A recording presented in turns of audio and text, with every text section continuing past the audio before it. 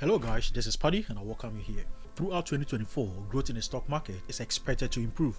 So Wall Street has predicted a couple of stocks that we all should be on the lookout for significant growth in value. And as a matter of fact, just 3 of these stocks caught my attention, and this is why.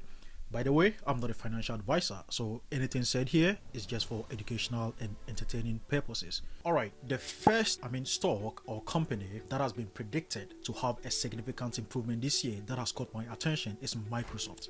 34 Wall Street gurus have provided a 12-month price target for Microsoft, and according to these guys, the average price target for Microsoft should be $469.45 per share in the next 12 months. Amongst them is a little variation. Some of them are being bullish and thinking that the highest this could be is $600 per share. That is the highest forecast, and the lowest is $440 per share.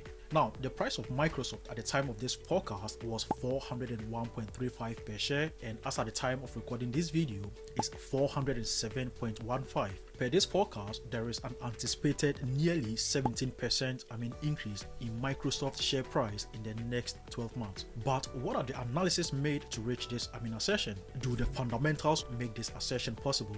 Let's look at the fundamentals of this company. First of all, Microsoft has a market capitalization of over $3 trillion, making it the most valuable company in the world right now. And in the past 12 months, it has demonstrated a 39.17 return on equity and an asset growth of 29.08. Now, going extra to determine the actual value of this company, it has got quite a good number of positives: revenue, operating income, and even a plus 22% in net income over the past year. Now, these 3 corresponding metrics indicate that Microsoft has about 67.4 billion free cash flow. And in the past 10 years, this figure has gone up by 200%, which indicates a significant improvement in the company's ability to generate cash from its own operations. Also, a good sign of operational efficacy. I stand to be corrected, but I think aside Apple and Google, Microsoft has the most liquidity and financial flexibility right now, which could be used strategically to grow the company or even give out as dividends to shareholders. So this is a very solid company, considering the fact that aside all these, its debt to equity ratio is as low as 0.19. So now let's look at the solvency of Microsoft. It's got a total asset worth 471 billion, with most of these being non-current assets, which means these are assets the company intends to hold for a long time, at least for the 1-year period that we are making the assessment for. Now, the total liabilities of this company is 232.3 billion. So the company's long-term assets are greater than its long-term obligations, indicating it has sufficient resources and assets to cover its long-term debts and other obligations. So in short, Microsoft's long-term solvency is very solid. So all these metrics are good, but the next question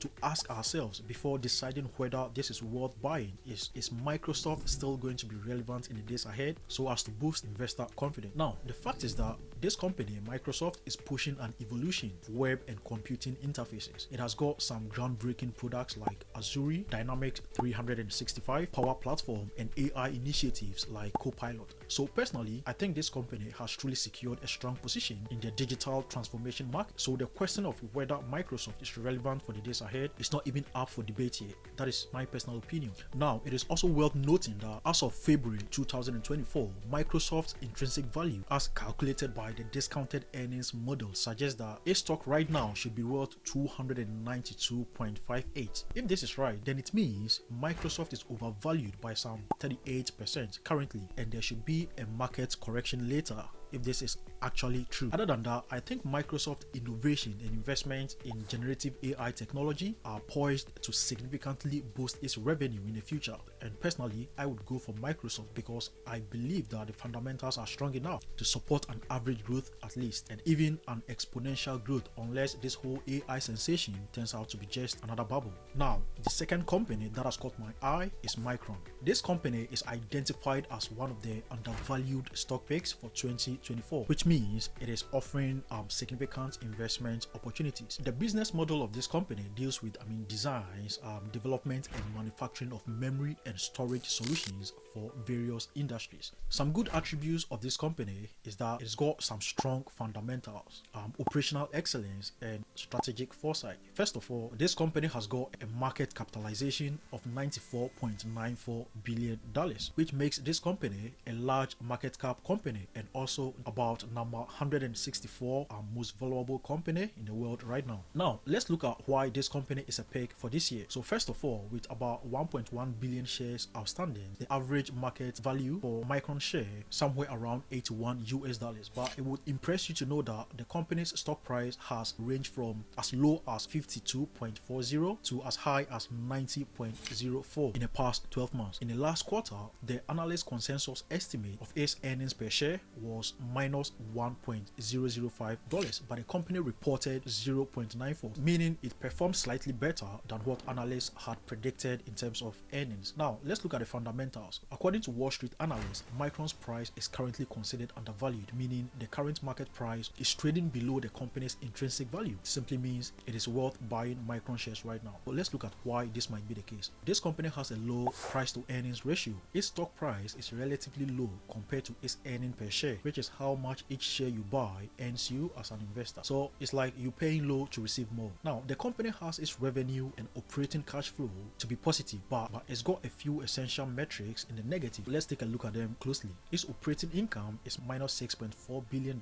meaning the company's core business operations are not really generating enough revenue to cover its operational expenses. But this hasn't always been the case, and as you can see, it has been positive all the way from 2013 till March 2023. So that's for 10 good years, and this is even projected to get better in the years ahead. Same with the net income, which determines whether a company is profitable or not. Most of the past decade has been positive until June 2023, and it's also projected to be positive by November 2024. Now, these three metrics here are interconnected or corresponding metrics in the sense that Micron having an operating cash flow of $2 billion, which is the cash generated or consumed by the company's core business operations, and a capital expenditure of minus $6 billion will result in minus $5 billion free cash flow. So unless we are too concerned in what the company is actually expending on over here, these two red metrics are not too concerning in my opinion. So now let's have a close look at whether the company has got a long time to be solvent, because you don't want to put your money in a company today and tomorrow just hear that the company is filing for bankruptcy. So onto the company's assets and liabilities. It has a total asset around $64 billion,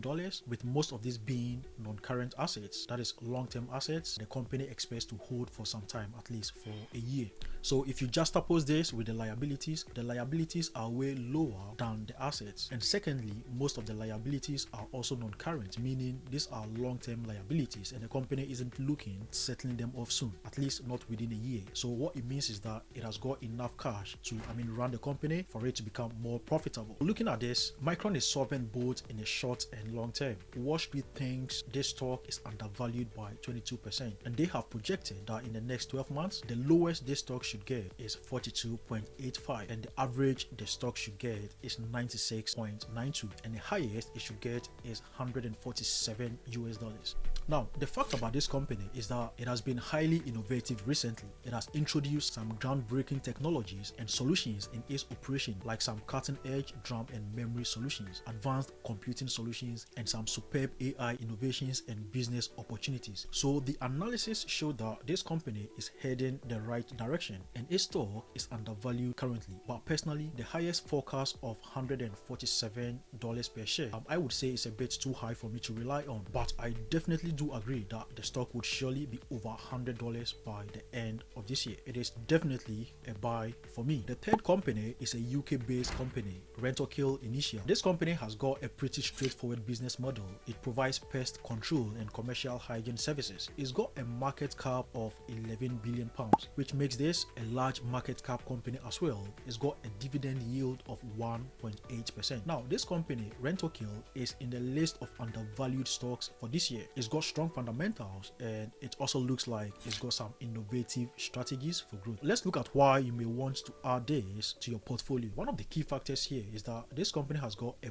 positive net debt, meaning the company has got more debt of $4 billion than its cash and short-term investment, which is worth $1 billion. So this may affect its debt obligation. Nevertheless, all the financials are positive at the moment. It's got a revenue of $4.8 billion, which is as a result of a 30% increment compared to the previous period. Operating income has also increased by some 46%. Its net income is $293 million. This has been increased by some 26% compared to its previous year. This determines how profitable the company has been. If you go further, you would see that the company has had a compound annual growth rate of 6% in the past 3 years and 4% in the past 5 years.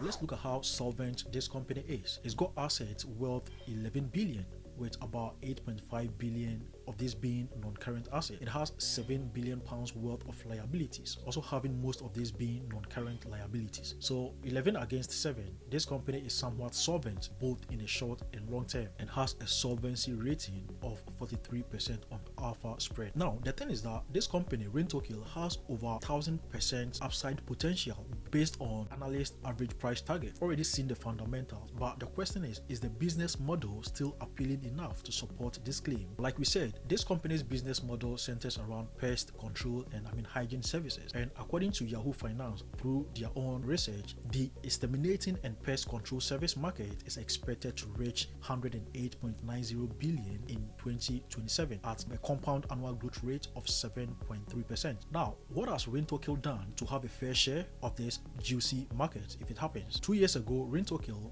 purchased a US company, Terminex Global Holdings, for $7 billion, which has been in business for almost 95 years and had an existing customer base of 5 million. Now, with these 5 million customers based worldwide from 790 locations, it has gained a strong platform for growth, particularly in North America, where majority of the demand for its services comes from. Just like any steadily growing company, I do believe that there are a few fundamental metrics that need working on. But this is the whole point of classifying some companies as undervalued. The fact that internally the company has got real value and potential in spite of all these low metrics. It is able to level up its revenue by 30%, net income by 26%, and free cash flow by 13%. All of these being compared to the previous period. Personally, I don't think the company has got even close to its full potential yet, which is not really being seen by the outside world due to its performance. But this company, I believe, has got good potential to perform exponentially in the years ahead based on its business model and operational efficacy. Considering its earning performance and the level of efficiency in its management and operations, I believe that the current stock price does not truly reflect in the actual value of the company, and thus it is one good stock to look out for. So yes, these are the 3 stocks I am keenly looking forward to their improvement in 2024. Thank you very much for watching. Please don't forget to like, share, and hit the subscribe button to support my channel. My name is Paddy, and I'll see you in the next video.